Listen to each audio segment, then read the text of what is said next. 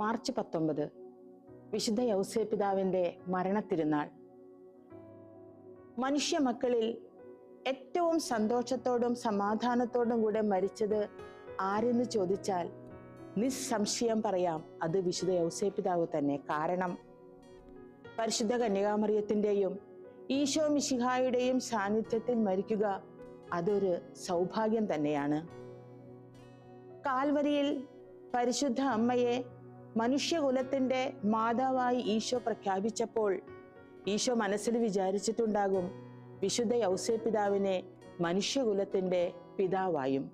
ദൈവപുത്രനായ ഈശോ മിശിഹായ്ക്ക് വന്നു പിറക്കുവാൻ പരിശുദ്ധ കന്യകാമറിയത്തിൻ്റെ ഉദരം തെരഞ്ഞെടുത്ത സ്വർഗീയ പിതാവ് ദൈവപുത്രനെ വളർത്തുവാൻ ശുദ്ധതയുടെ മുഖമുദ്രയായ വിശുദ്ധ യൗസേപ്പിതാവിനെ തന്നെ തെരഞ്ഞെടുത്തു.